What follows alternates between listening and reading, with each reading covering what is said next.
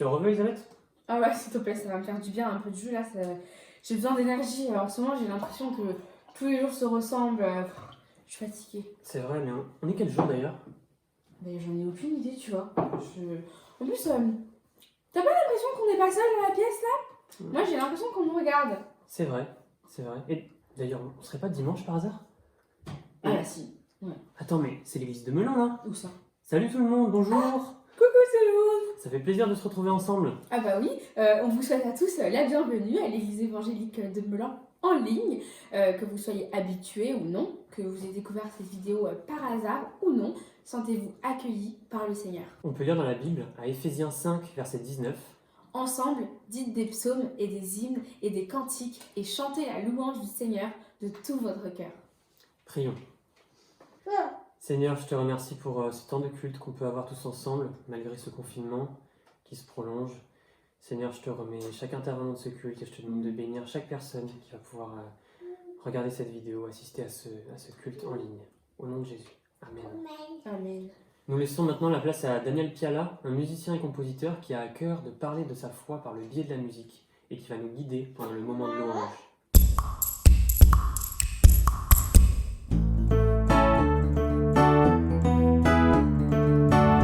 Bonjour, content de vous retrouver, content de vous accueillir dans mon bureau. Bon, pour ceux qui connaissent mes chansons, j'ai fait un effort, j'ai fait du tri, j'ai rangé dans mes affaires. Content surtout de louer l'Éternel avec vous. Même si on est à distance, Dieu est là, chez vous. Ici, alors chantons car Dieu est là. Chantons car Dieu est là. Poussons des cris de joie. Pressons-lui un trône de reconnaissance, un palais de louange. Chantons le roi des rois. Son amour durera. Et quand on le loue, sa gloire descend sur nous dans son temple ici-bas. Chantons car Dieu est là.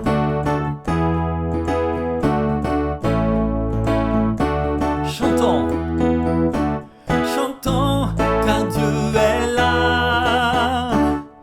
Poussons des cris de joie. Wouh! Pressons-lui un trône de reconnaissance, un palais de louange. Chantons le roi des rois. Son amour durera. Et quand on le loue, sa gloire descend sur nous dans son temple ici-bas. Chantons car Dieu est là. Nous sommes tous assemblés. Nous sommes tous assemblés pour l'adorer avec nos instruments joyeux de ce que Dieu nous a sauvés. Faisons monter nos chants, chantons car Dieu est là. Poussons des cris de joie.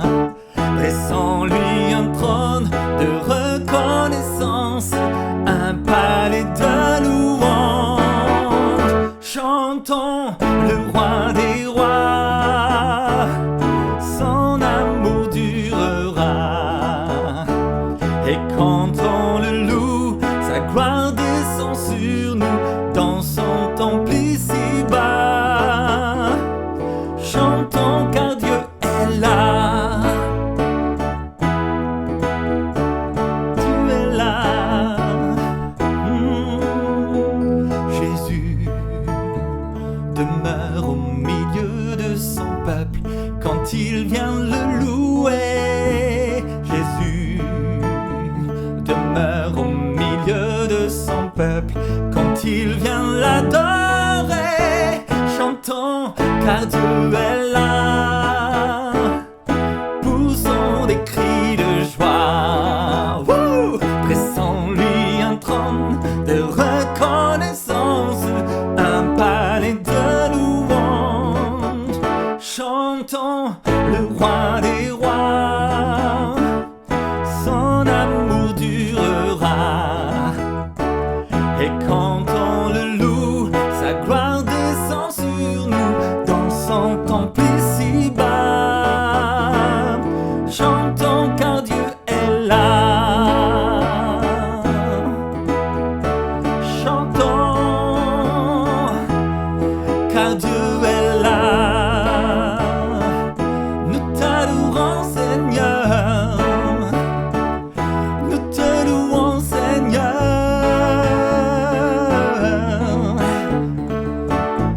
Nous sommes heureux de t'accueillir dans ta présence. Nous sommes dans la joie, même chez nous, tu es là. Chantons.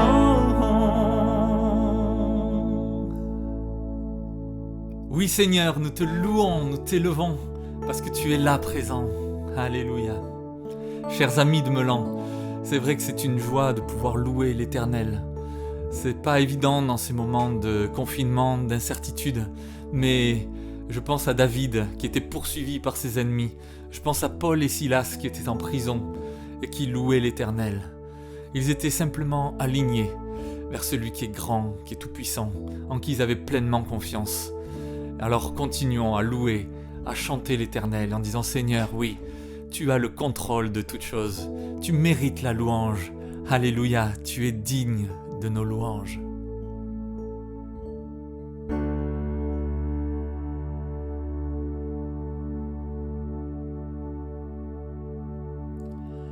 Alléluia, Alléluia,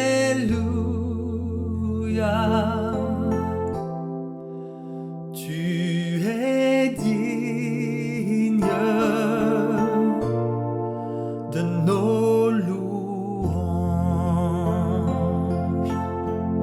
Alléluia, Alléluia,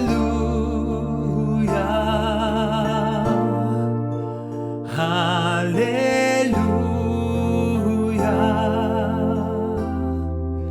tu es digne de nos louanges.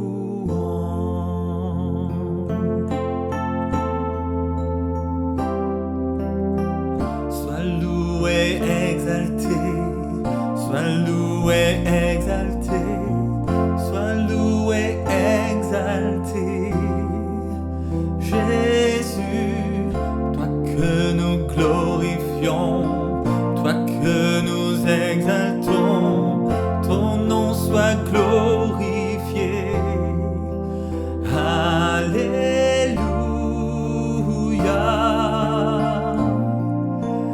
Alléluia, tu es digne, tu es digne de nos louanges. Alléluia, Alléluia,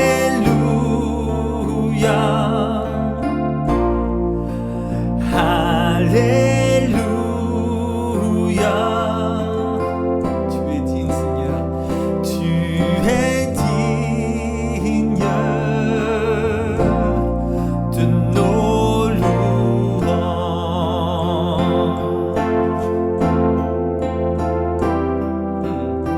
Sois loué, exalté, sois loué, exalté, sois loué, exalté.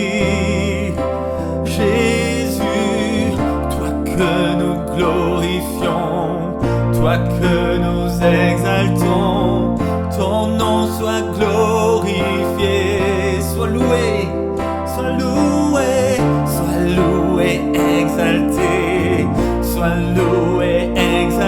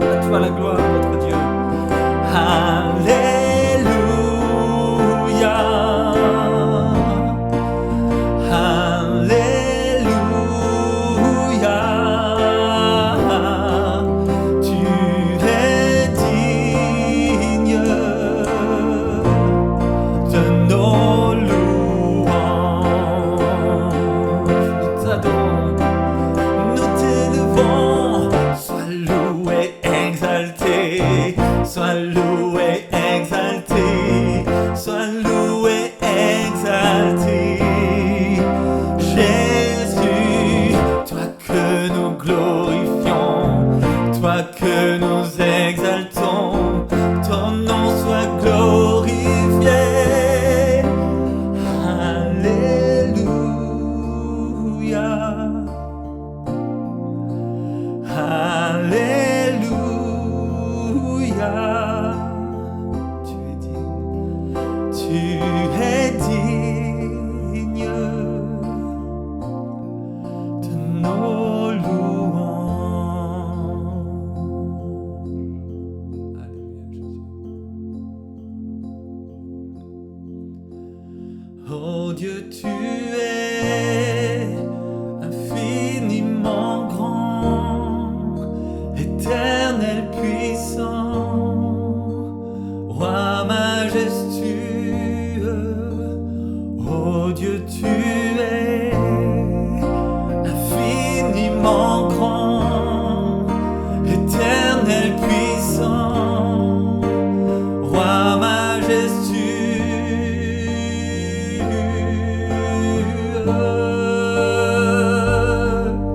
Alléluia, Jésus, tu es grand.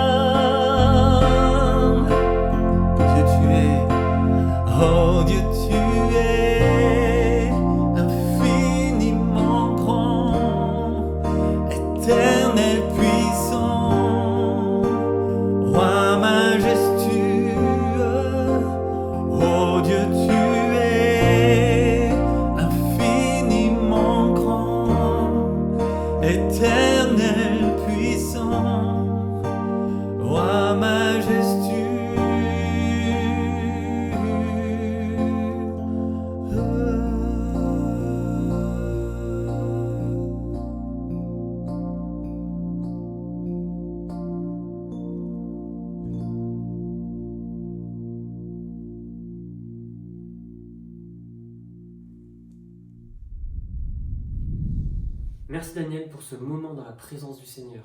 Et maintenant, pour les enfants et les plus grands, on retrouve notre ami Chic Polite pour une nouvelle histoire, l'araignée et le bananier. Bonjour à tous les enfants de l'église de Meulan. Alors je vais vous raconter une toute petite histoire. Il était une fois, il y a de cela très longtemps, dans un petit village d'Afrique, il y avait une araignée. Elle était vraiment méchante et malicieuse. Une petite araignée comme ça, toute poilue. Et cette petite araignée, un jour, elle se promène dans la forêt. Je me promène dans la forêt. Je suis une méchante araignée. Je suis méchante et malicieuse. Elle chante comme ça avec sa voix toute pourrie. Ouais, elle est toute pourrie et... à un moment, elle voit quelque chose, la méchante petite araignée. Et voilà, juste devant elle, elle voit un bananier. Alors elle montre du doigt et dit « Oh, regardez, je vois sur le bananier des jolies bananes. » Et au moment où elle dit des jolies bananes, oh, elle tombe raide morte. Eh ben oui, ce bananier, il ne faut jamais lui montrer du doigt en disant exactement « Regardez des jolies bananes ». Mais le bananier, il a eu pitié de la petite araignée, alors il a pris le petit corps sans vie de la petite araignée et il a posé une de ses feuilles, la plus verte, la plus jeune, sur le corps sans vie de la petite araignée. Et la méchante petite araignée, elle a retrouvé la vie. Youpi, je suis vivante, j'étais morte et je suis vivante. Le bananier a dit, eh oh, petite araignée, je t'ai redonné la vie, mais plus jamais ne me montre du doigt en disant exactement cette phrase-là. Regardez des jolies bananes. Si tu dis cette phrase, tu tomberas raide morte et plus jamais je ne te redonnerai la vie. La méchante araignée, elle dit oui, j'ai compris, je vais plus jamais te montrer du doigt en disant la phrase interdite, mais en réalité... Dans sa tête, elle a eu une méchante idée. Oh, dites-moi pas que c'est pas possible, une horrible idée. Elle s'est dit, je vais appeler des animaux bien gras et bien gros, et je vais demander à ces animaux de me dire quand qu'ils voient sur le bananier. Quand ils me diront des jolies bananes, ils vont tomber raide mort et je n'aurai plus qu'à les manger. Oh, quelle bonne idée, horrible, malicieuse. Et c'est arrivé. Wow, un animal bien gros, bien gras, avec des grandes oreilles et une trempe d'éléphant. C'était Bouzou Bouzou, l'éléphant. Ouais, vous l'avez reconnu, une trempe d'éléphant, forcément. Alors, la méchante araignée l'a dit, Bouzou Bouzou, mon ami, s'il te plaît, j'ai oublié mes lunettes. Est-ce que tu peux me dire, qu'est-ce que tu vois là? L'éléphant, il a dit, mais c'est trop facile. Il a écarté ses grandes oreilles et il a montré du doigt. Et il a dit, la phrase interdite. Il a dit, mais c'est facile, je vois des jolies bananes. Il est tombé raide mort. Et la méchante araignée, elle a mangé l'éléphant. Glou, glou, glou, glou, glou. Très bon, super bon. Mais elle s'est dit, je voudrais bien un petit dessert, moi. Je voudrais pour mon dessert manger un petit animal d'Afrique qui porte sa maison sur son dos. Oh oui. Une tortue. Oh, dites-moi pas que c'est pas possible, pas elle. La gentille, la belle, la magnifique petite tortue Baba Yaga Gogo que tout le monde aimait.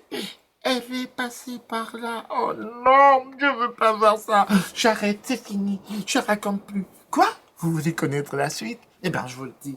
C'est horrible, hein, mais je vous le dis. La gentille petite tortue que tout le monde aimait. Tout le monde. La petite tortue Baba Yaga Gogo. Elle est arrivée. Et la méchante araignée, elle a dit, Baba Yaga Gogo, ma copine, toi qui es tellement gentille, est-ce que tu peux aider une pauvre petite araignée? Baba Yaga Gogo a dit, mais oui, mais qu'est-ce que tu veux, dis-moi. Est-ce que tu peux me dire qu'est-ce que tu vois sur des bananiers? Et la gentille petite tortue Baba Yaga Gogo, elle a montré de son tout petit doigt tout mignon. Elle a dit, je vois. Oh, elle s'est arrêtée, elle s'est dit, je crois qu'elle me prépare un petit piège, celle-là. Ah, j'ai une idée dans ma tête.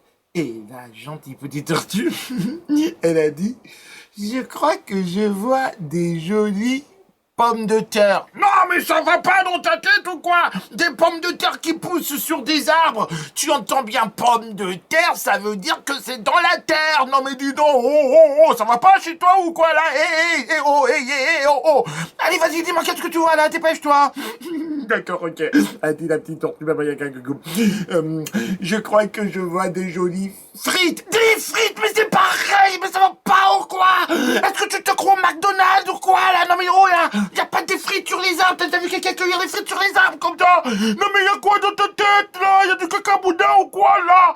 Tu m'énerves. Dis-moi qu'est-ce que tu vas sur le bananier? Moi pas content, moi fâché, moi colère. D'accord. Et là? Oh non, la petite tortue, elle a oublié, elle a dit la phrase. Elle a dit, je vois des jolis bas. Attends, a dit la méchante araignée, que je mette mon grand tablier, que je prenne mon grand couteau et ma grande fourchette, un peu de sel sur ta carapace, un peu de ketchup aussi. Vas-y, dis la fin de la phrase. Et la gentille petite tortue, elle a dit, je crois que je vois des jolis baskets. Ah non, des baskets, mais c'est pas possible.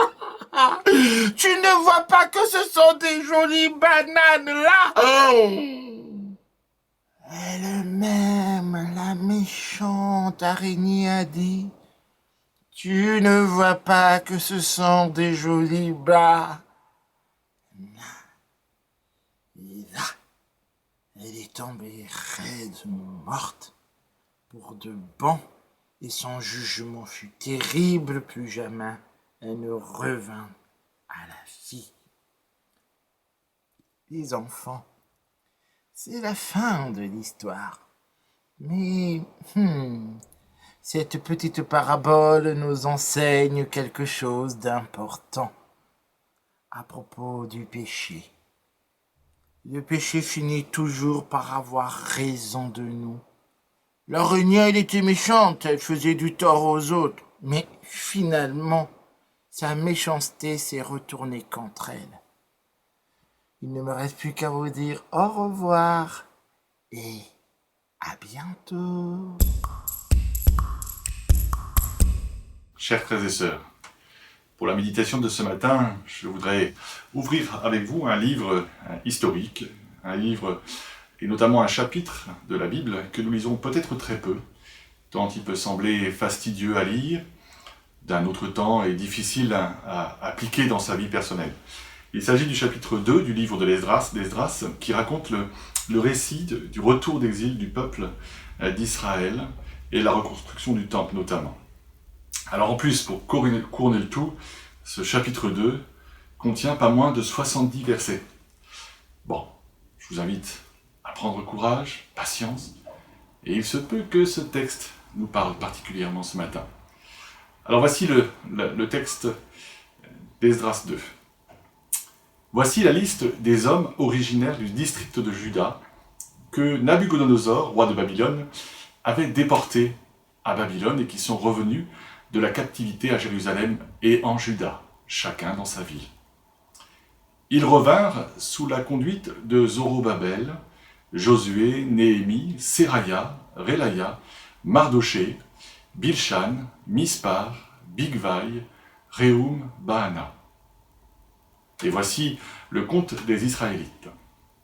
Descendants de Paréosh, 2172. Descendants de Shephatia, 372. Descendants d'Ara, 775. Descendants de Pahat Moab, de la postérité de Josué et de Joab, 2812. Descendants d'Élam, 1254. Descendants de Zatou, 945. Descendants de Zakkai, 760. Descendants de Bani, 642. Descendants de Bébaï, 623. Descendants d'Asgad, 1222. Descendants d'Adonikam, 666. Descendants de Bigvaï, 2056. Descendants d'Adin, 454. Descendants d'Alter de la lignée d'Ézéchias, 98. Descendants de Betsaï, 323.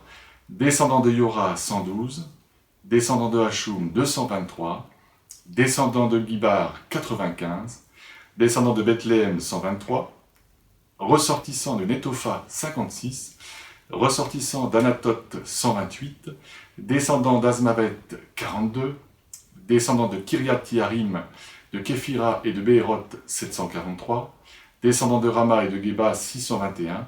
ressortissants de Micmas 122, ressortissants de Bethel et d'Aï 223, descendants de Nebo 52, descendants de Magbish 156, descendants de l'autre Élam 1254, descendants de Harim 320, descendants de Lod, de Hadid et d'Ono 725, descendants de Jéricho 345, descendants de Sénaa 3630.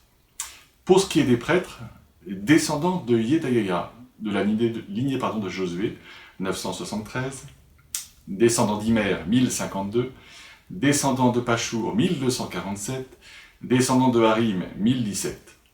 Pour ce qui est des Lévites, descendants de Josué et de Kadmiel du groupe familial de Hodavia 74, musiciens, les descendants d'Azaph 128, groupe des portiers, les descendants de Shalom, d'Ater, de Talmon, d'Akoub, de Habitat, de Shobai, en tout 139.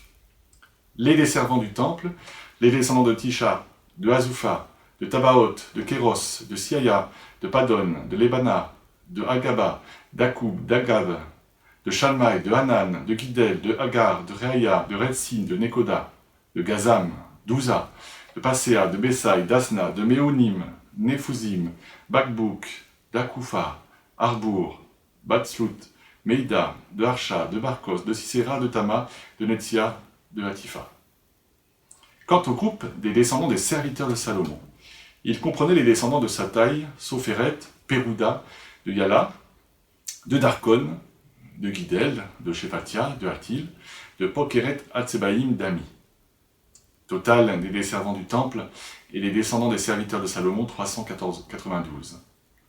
Liste de ceux qui sont venus des villes de Tel Méla, de Tel Archa, de Kéroum, Adan et d'Imer, mais qui ne purent pas indiquer quels étaient leur groupe familial et leur ascendance, pour prouver leur origine israélite. Les descendants de Delaya, de Tobia et de Nekoda, 652. Et parmi les prêtres, les descendants de Obaya, d'Akots, de Barzilai. Ce dernier tenait son nom de Barzilai le Galaïte, dont il avait épousé une fille. Ils recherchèrent leur registre généalogique, mais ne les trouvèrent pas. Ils furent donc disqualifiés pour l'exercice du sacerdoce, et le gouverneur leur ordonna de ne pas manger des aliments consacrés jusqu'à ce qu'un prêtre ait consulté Dieu à leur sujet par l'Urim et le Tumim. La communauté entière de ceux qui étaient revenus de l'exil comprenait 42 360 personnes, sans compter leurs 7 337 serviteurs et servantes. Parmi eux se trouvaient 200 musiciens et chanteuses. Ils avaient 736 chevaux, 245 mulets, 67 435 chameaux et 6 720 ânes. Lors de leur arrivée au temple de l'Éternel à Jérusalem, plusieurs chefs de groupes familiaux firent des offrandes volontaires pour la reconstruction du temple de Dieu sur son emplacement. Ils versèrent chacun selon ses moyens au fond des travaux, 61 000 pièces d'or et 5 000 pièces d'argent, plus 100 tuniques sacerdotales. Les prêtres et les lévites, les gens du peuple, les musiciens, les portiers et les desservants du temple, tous les Israélites s'établirent dans leur ville d'origine. Jusqu'ici, la parole de Dieu. Alors, pourquoi le choix d'un tel texte? Il n'est ni texte du jour, ni a priori très parlant. Il y a quelque temps, je lisais un article du Courrier international au titre évocateur. Le confinement sera un traumatisme durable pour nos esprits. Je vous en livre quelques extraits. L'isolement prolongé a des conséquences sur notre psychisme. Le confinement dû à l'épidémie du Covid-19 peut provoquer un syndrome de stress post-traumatique et une dépression dont il faut essayer de se prémunir. Une récente méta-étude, publiée dans The Lancet, établit ainsi un lien avec un tableau de syndrome de stress post-traumatique et des symptômes de confusion et de colère, des effets qui sont, selon certains, pourraient être durables. Et parmi les troubles particuliers qu'elle relève de cet isolement, la journaliste relève donc double sentiment, celui de l'impuissance et de l'incertitude face à l'avenir. Certainement des sentiments qui étaient partagés par le peuple d'Israël lors de son retour d'exil en 538 avant Jésus-Christ. Quel traumatisme que cet exil à Babylone 70 ans plus tôt. Quelle douleur de voir sa capitale, son temple ravagé, détruit, anéanti. Quel nécessaire chemin intérieur pour ce peuple, reconnaître, se repentir de son idolâtrie, reconnaître et se repentir de ne pas avoir écouté les prophètes pendant tant et tant d'années. Mais quelle joie aussi!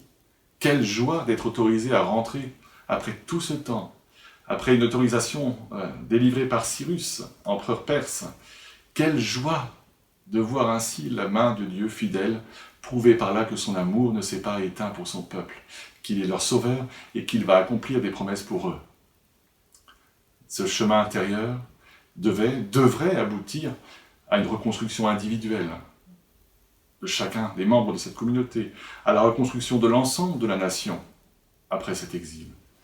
Devrait, parce que la suite de l'histoire montrera que ce chemin intérieur nécessitait un changement beaucoup plus profond, une circoncision du cœur, comme dira Ézéchiel, que seul Dieu est en capacité d'accomplir dans le cœur par son esprit. Mais revenons à notre texte un instant.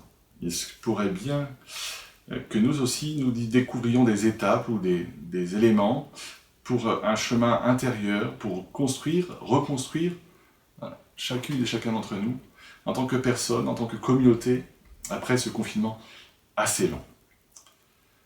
Alors la première question que l'on se pose, à la lecture de ce genre de texte, avec ces listes interminables, que l'on a tendance, il faut bien nous l'avouer, à survoler, si ce n'est à passer, c'est de connaître leur utilité.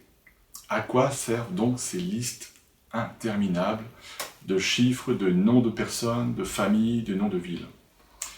Alors à cette question, plusieurs réponses possibles.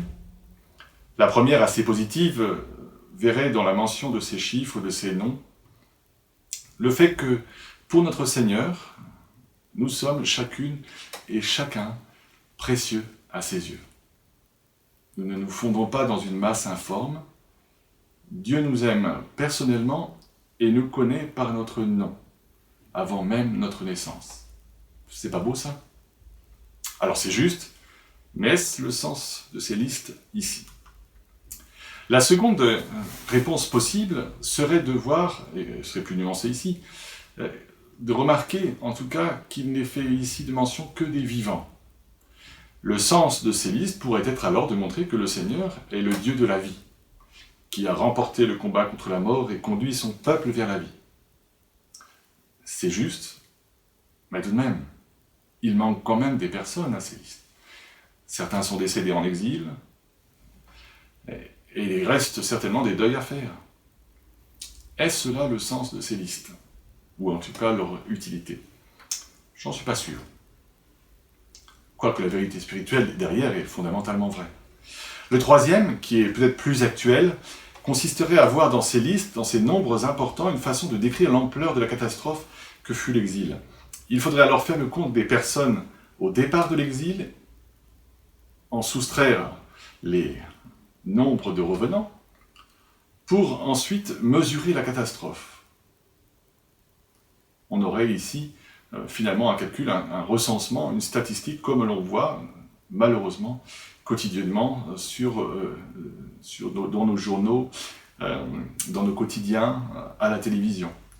Possible, mais la difficulté, c'est qu'il y a des différences d'abord de nombre d'effectifs, entre par exemple le livre d'Esdras et Néhémie, bon, c'est une chose. Qui plus est, avoir le chiffre, le nombre exact de personnes parties en exil est plus compliqué qu'il n'y paraît. Cela étant dit, l'utilité, le sens de ces listes est, me semble-t-il, ailleurs.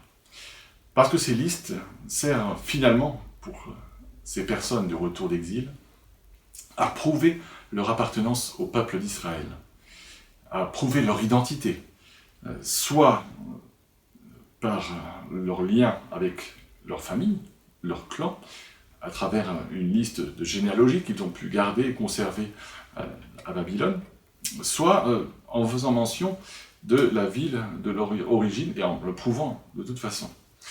Mais ça leur permet aussi effectivement de réclamer, en tout cas de justifier leur droit de propriété sur toute une partie du territoire évoqué dans ces listes.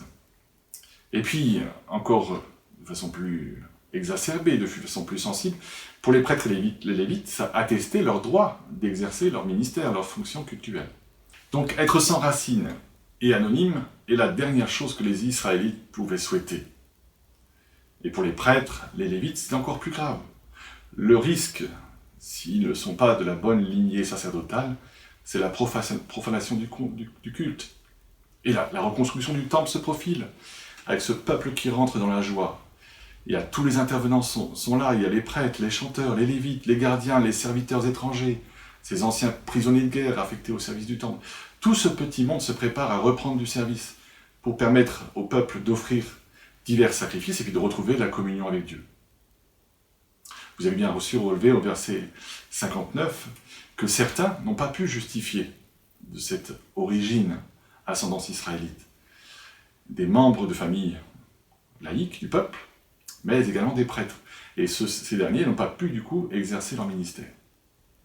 Voici donc, me semble-t-il, l'intérêt et l'utilité de ces listes. S'assurer de la continuité du peuple de Dieu et de l'identité de ses membres. Le peuple et la terre, c'était les deux éléments que le Seigneur avait promis à Abraham pour sa postérité. Le rôle d'Israël, de ce peuple nombreux, ça allait être la lumière du monde, de révéler la gloire de Dieu. Et cette continuité de cette mission se pose peut-être pour nous. Car il y a une seconde question lorsque nous lisons ce genre de chapitres. Si nous les lisons, si nous lisons ces listes comme un miroir, où est-ce que je pourrais me placer? Alors d'ici peu, nous allons nous retrouver après ce temps de confinement et il nous faudra reconstruire notre communauté d'une certaine façon. Nous avons vécu bien les expériences les uns loin des autres et il me semble que ce texte peut nous aider à rétablir, à rebâtir de façon renouvelée notre vie communautaire. À la fois par une découverte, une redécouverte individuelle de notre identité, mais également un nouvel appel à servir le Seigneur. Ce chapitre d'Esdras met en lumière et en valeur l'importance de savoir qui nous sommes, l'importance de connaître ses origines familiales, géographiques pour se construire. Qu'il est déstabilisant de ne pas connaître son origine familiale, son pays d'origine. C'est pas facile de vivre dans un pays qui n'est pas le nôtre a priori. L'adaptation ne va pas de soi. C'est un défi, car cela touche à notre être intérieur, à notre fibre là, à notre identité profonde. Il n'est pas facile non plus de se construire sans connaître ses parents, soit qu'ils sont partis trop tôt, ou alors qu'ils n'ont pas pu nous garder, ou bien d'autres raisons encore qui peuvent expliquer leur absence. De plus, ce chapitre, me semble-t-il, met en lumière une question qui est liée à notre service pour le Seigneur. En quoi suis-je légitime de servir le Seigneur? Que puis-je mettre en avant pour garantir ma dignité de servir le Seigneur? Pour répondre à ces questions, reprenons donc notre recensement des revenants.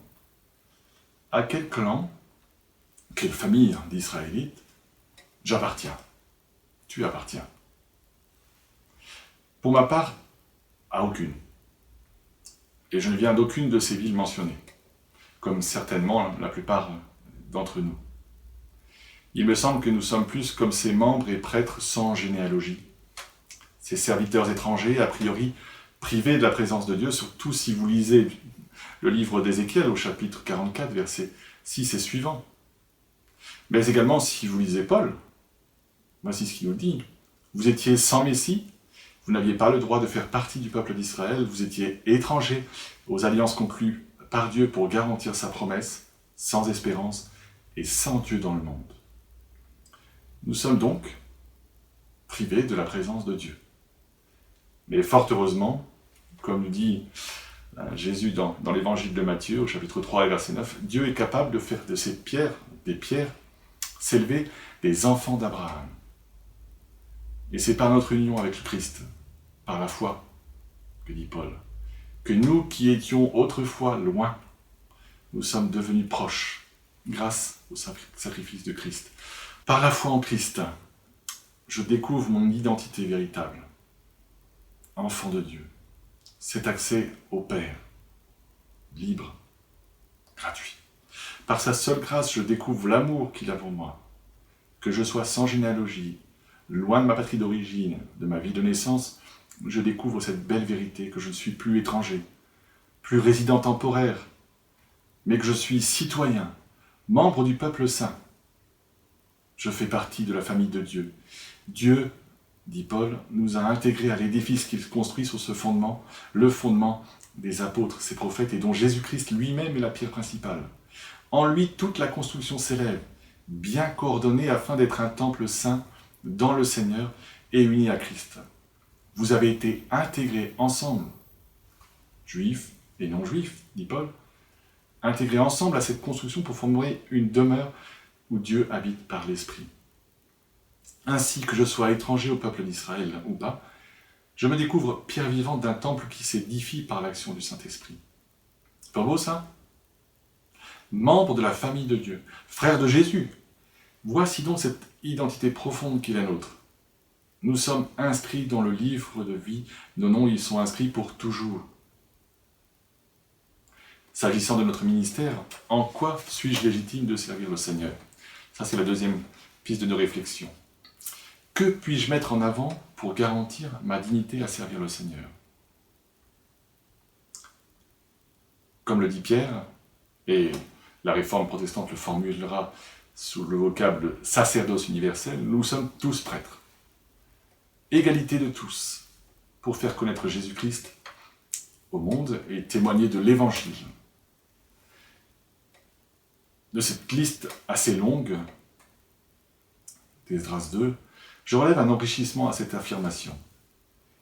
Tout comme il y avait diversité de services au temple de Jérusalem, nous sommes des pierres vivantes, des prêtres, c'est vrai, mais avec des appels, des dons différents à mettre en commun pour le service du Seigneur. Nous sommes tous des personnes données par Dieu et douées par son esprit pour édifier le temple qu'est l'Église et faire ainsi rayonner sa lumière. Et ce service ne se vit pas, ne doit pas se vivre parce que j'ai tel ou tel titre, telle prétention du coup. Mais que c'est par grâce, c'est par reconnaissance que je vais servir et que je veux servir le Seigneur, car je suis rendu digne de ce service, non pas par mes titres, non pas parce que je le mérite, mais seulement par sa grâce et par sa volonté. Alors pour terminer, l'exil a été un temps de retour sur soi pour le peuple d'Israël, un temps de remise en question, de repentance, de redécouverte aussi de son importance aux yeux de Dieu. Alors si, à notre tour, nous profitions de ce temps qui est là devant nous, de ce ralentissement, de cet éloignement les uns des autres pour commencer, continuer un chemin intérieur, pour découvrir ou redécouvrir mon identité véritable et profonde en Christ, pour vivre peut-être une repentance salutaire si elle est nécessaire. Et si le Seigneur pouvait nous renouveler dans ce qui compte vraiment pour lui, et qui le devrait du coup pour nous. Et s'il se saisissait de ce temps ralenti pour renouveler sa présence dans mon cœur, dans mon couple, dans mon foyer, s'il pouvait se révéler à nous, à toi, de façon nouvelle, extraordinaire. En tout cas, c'est ma prière pour chacune et chacun d'entre vous. Alors, si nous prenions aussi ce temps pour faire le point sur notre service pour le Seigneur, à reconsidérer nos engagements, commencer peut-être un nouveau service, entrer dans une réflexion autour de mon appel spécifique à servir, et pour sa gloire seule. Alors pour revenir au sentiment de départ, relevé par cette journaliste du Courrier international, sentiment d'impuissance et d'incertitude nous guette-t-il à la sortie? Heureux sentiment d'impuissance, ai-je envie de dire, car il met à jour notre fragilité et du coup notre nécessaire besoin du secours de Dieu et de sa force, de la présence de son esprit. Sentiment d'incertitude, sans doute, mais nous l'avons vu, nous avons une assurance qui ne changera jamais et sur quoi nous pouvons fonder notre avenir. Rien ne nous séparera de l'amour de Dieu et de sa fidélité. Amen. Prions un instant. Notre Dieu et Père, nous voulons te rendre grâce pour ta fidélité pour nous, pour ton amour qui se renouvelle jour après jour. Tes bontés, Seigneur, ne s'épuisent pas, elles se renouvellent pour chacune et chacun d'entre nous. Mais Seigneur, pardon pour toutes ces fois où nous ne sommes pas conséquents au retour. Pardon pour ces péchés qui polluent encore nos vies Et Seigneur, permets que ce temps de confinement, loin les uns des autres, mais pas loin de toi, puisse être un temps de cheminement profond, un cheminement intérieur profond, où tu puisses nous parler à chacune et à chacun d'entre nous. Révèle-nous tout à nouveau qui tu es, qui nous sommes, et ce à quoi tu nous appelles, Seigneur, en attendant la joie de nous retrouver ensemble, pour te louer et t'adorer, car toi seul es digne de recevoir louange et gloire au siècle des siècles. Amen. Chers amis, bonjour à tous. J'espère que vous avez passé un excellent culte qui vous a été proposé et que nous avons pu vivre ensemble ce matin. En tout cas, je bénis le Seigneur car nous avons la possibilité de rester en contact les uns avec les autres et surtout de rester en contact avec cet enseignement, avec la parole de Dieu via les outils technologiques que le Seigneur nous a donnés. C'est vraiment une bénédiction et je remercie particulièrement Olivier qui passe pas mal de temps à monter les différentes vidéos dont vous pouvez profiter. J'enchaîne directement avec les annonces de notre vie d'église car l'église continue d'avancer et justement en parlant de dons et de contributions, vous avez la possibilité d'effectuer vos offrandes justement par le digital, par les outils connectés. Je crois que Vincent a pu transmettre le RIB de l'église, donc n'hésitez pas à mettre ce dispositif en place. Cela nous permettra d'amoindrir l'impact de cette crise dans la vie de notre église. Je sais que beaucoup d'entre nous sont aussi fortement touchés par ce contexte particulier et que le déconfinement va venir de manière progressive. Vous avez sûrement entendu les différentes nouvelles. En tout cas, pour l'instant, nous ne pouvons pas planifier de date précise de réunion d'église. Vous savez que, en tout cas, jusqu'au mois de juin, cela nous sera encore impossible d'avoir un culte ensemble. Les outils vont continuer à fonctionner et il y aura sûrement d'autres innovations. En tout cas, dès que nous avons des nouvelles sur cette échéance, nous vous en ferons part, soyez-en sûrs. Chose promise, chose due, nous voulions aussi vous faire part de certaines orientations de nos vies d'église et pour ce faire, vous allez recevoir par mail une autre vidéo. Cette vidéo donc, sera du coup destinée aux sympathisants et aux membres de l'église de Meulan. Et cette vidéo sera aussi accompagnée d'un petit écrit qui précisera tout ça. Donc vérifiez vos boîtes mail, cela devrait arriver incessamment sous peu. Dernier flash info les amis, je vous laisse avec un petit message de l'EPEP. Écoutez bien et surtout, restons solidaires. À très bientôt.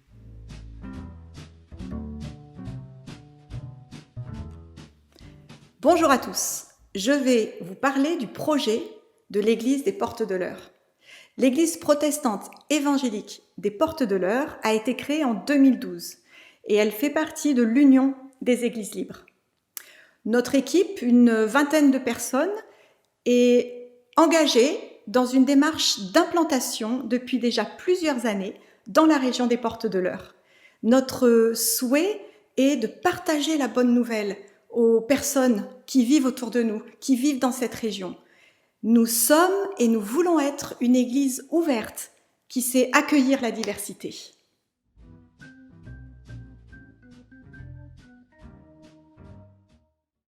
L'église des Portes de l'Eure est implantée à Corny, petit village de l'Eure de 400 habitants, faisant lui-même partie d'une commune nouvelle de 1700 habitants. Cette zone, principalement rurale, comprend plusieurs villes moyennes, la plus proche étant les Andelys à 10 minutes environ. La communauté d'agglomération dont Corny fait partie, Seine-Normandie Agglomération, compte 85 000 habitants. Paris est à 80 km, Cergy et Mantes-la-Jolie une cinquantaine, Rouen une trentaine. L'église se trouve donc aux Portes de l'Eure, à l'entrée de la Normandie et à proximité du bassin parisien, dans une région peu touchée par l'Évangile.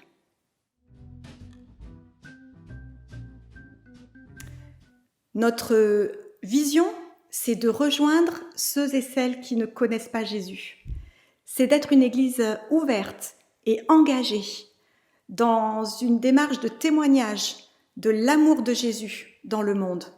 Nous voulons être témoins auprès de nos voisins, de nos proches, pour répondre à l'appel de Jésus dans Matthieu 28.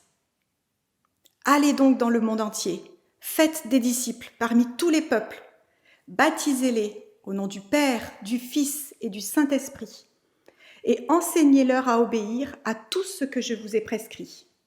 Et voici, je suis moi-même avec vous tous les jours, jusqu'à la fin du monde.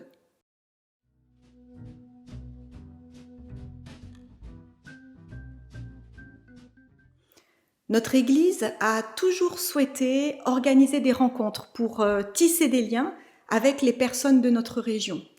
Des ateliers, des repas, beaucoup de repas, des concerts à Gaillon, à Vernon, des séances de cinéma aux Andelys. Il y a eu le Noël du cœur. Nous souhaitons être encore plus présents dans cette région, près des Andelys, aux portes de l'Eure.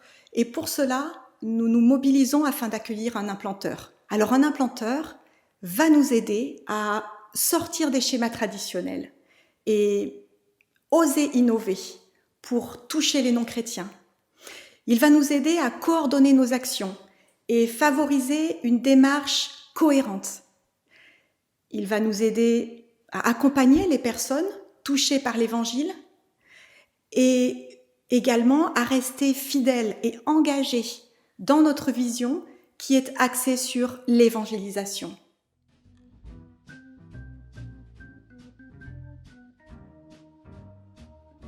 Nous avons besoin de vos prières pour que Dieu nous guide sur ce chemin, pour que nous soyons à son écoute et pour que les cœurs des personnes vers qui on va soient touchés.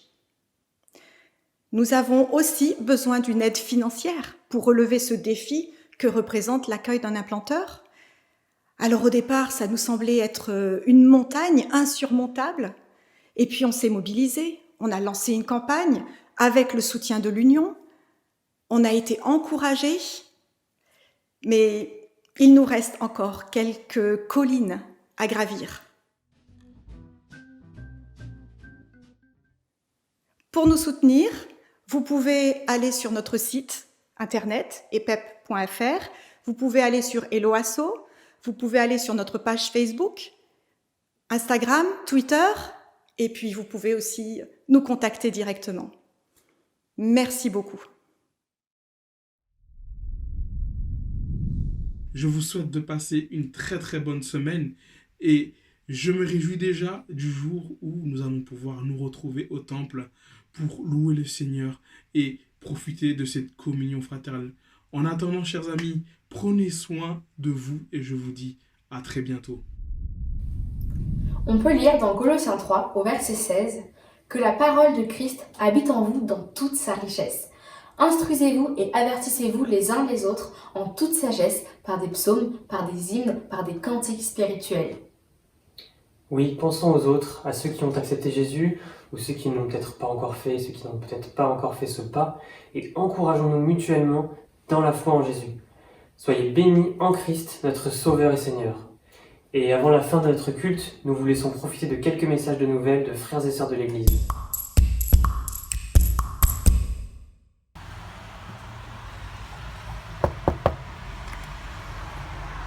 Bonjour, entrez. Bonjour tout le monde. On est très content de vous retrouver dans notre salon pour vous faire ce petit coucou. On espère que vous allez bien, que vous êtes en bonne santé et on espère que le confinement n'est pas trop long. Et pendant le confinement chez les Hubo, on dessine, On travaille. Bonjour Barbie. on apprend à dormir et on relève des défis. Alors, on voulait vous encourager avant de vous quitter avec un petit poème que mon grand-père allemand a écrit il y a plusieurs décennies, mais on trouvait que les vers de ce poème étaient très appropriés pour la période qu'on vit en ce moment. Donc avec Suzanne, on va vous lire ce poème. Mon père sait. Mon père sait comment cela va pour moi. Il sait exactement ce que je ressens. Il sait tout ce qui se passe. il sait aussi ce que personne ne voit. Mon Père connaît toutes les difficultés. Mon Père est un Dieu fidèle. Il dirige le cercle large du monde. Mon Père sait, mon Père sait. Mon Père connaît toute la douleur. Mon Père regarde profondément dans mon cœur. Il sait à propos de chaque malentendu.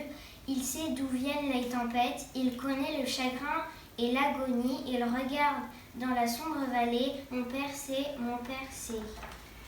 Et si je ne peux pas comprendre certaines choses, le Père a juste à me regarder.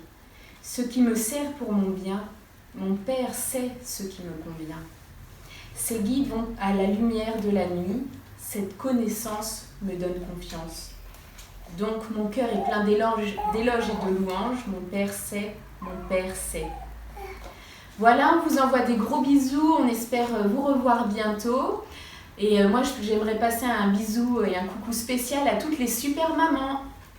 Et à mes amis. Gros bisous, à bientôt. À bientôt. Chers amis de Melan, nous devions venir faire un concert, Théo Z et moi, fin mai. Ça ne va pas pouvoir être possible étant donné les circonstances, mais ce n'est que partie remise. Alors ça vous laisse un petit peu plus de temps pour inviter des amis, des collègues, et ce sera avec grande joie que nous ferons ce concert. On est chaud bouillant à l'idée de vous retrouver. D'ici là, prenez bien soin de vous, que le Seigneur vous bénisse. À bientôt. Bonjour. C'est la famille Moucha à Jusier.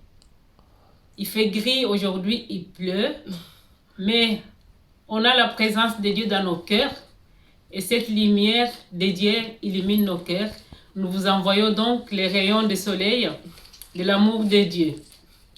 Nous allons tous bien et nous pensons beaucoup à vous dans nos prières. Donc nous sommes ensemble dans la prière. Et nous pensons quand même à ceux qui sont malades. Nous prions que Dieu les guérisse. Nous pensons à ceux qui ont perdu les leurs. Que Dieu les console. Nous sommes reconnaissants envers Dieu pour les guérisons. Voilà. Nous vous aimons beaucoup et vous nous manquez. Gros bisous. Votre vie est aussi une promesse de printemps. Soyez la lumière de Dieu et soyez dans son amour. J'ai une pensée toute particulière pour toutes les personnes âgées et en particulier pour ma belle-maman qui peut-être regarde ce culte et pour tous ceux qui souffrent de solitude à cause du confinement. J'en profite pour serrer dans mes bras virtuels tous les enfants du groupe 2 qui me manquent énormément. Que ce culte vous ait apporté de la joie et je vous souhaite un très bon dimanche à tous. À bientôt. Bonjour à tous, moi c'est donc Anne-Marie, que vous ne m'auriez pas reconnue. Tout va bien, pour ma part ce temps de confinement me permet de passer plus de temps à lire ma Bible, notamment le livre Aventure Formation que je recommande, qui est juste là d'ailleurs, voilà. Et ça me permet aussi de passer plus de temps avec la famille et de faire du sport. Donc voilà, donc tout va bien pour moi et bon dimanche à tous. Bonjour à tous, un petit coucou depuis ma séance d'assouplissement quotidienne en ces temps de confinement et un petit partage tiré du Cantique des Cantiques.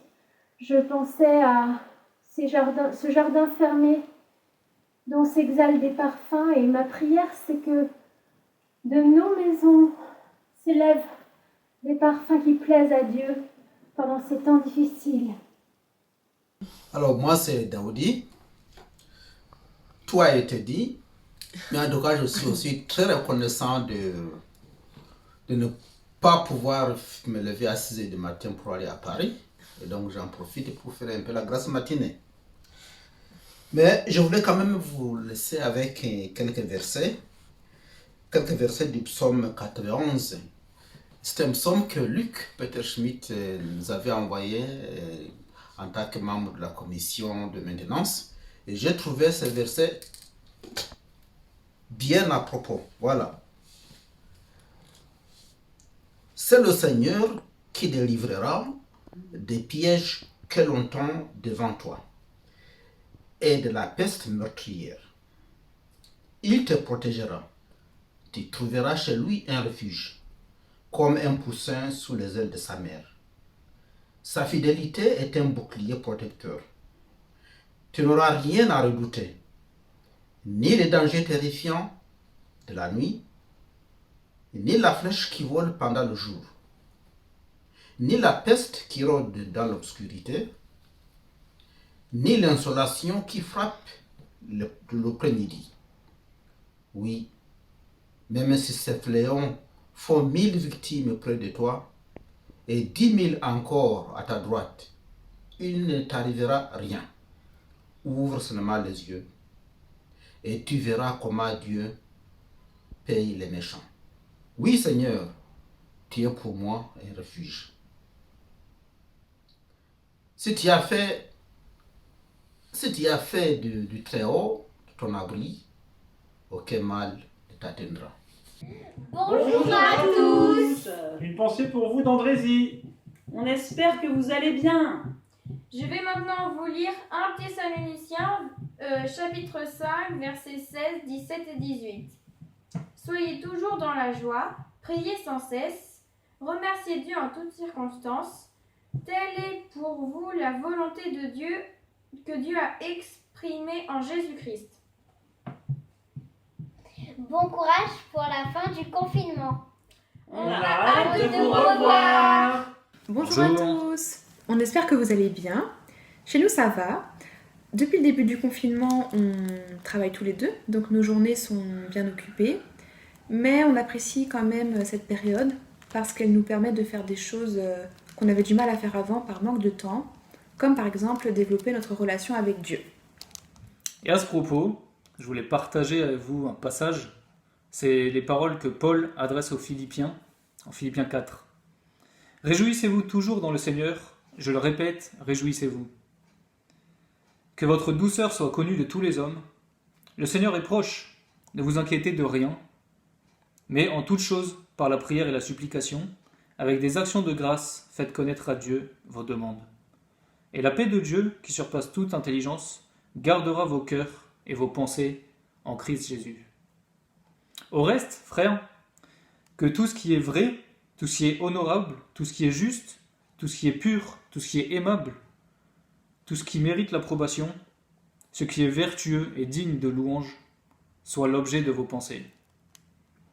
Ce que vous avez appris, reçu et entendu, et ce que vous avez vu en moi, pratiquez-le, et le Dieu de paix sera avec vous. »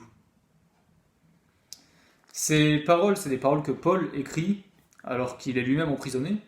Et je trouve que pour nous, c'est un super passage en fait, parce que c'est un passage qui est à la fois source d'encouragement et qui est aussi un vrai défi, un défi que je vous encourage à méditer et à relever pour vous-même pendant cette période particulière qu'on traverse actuellement.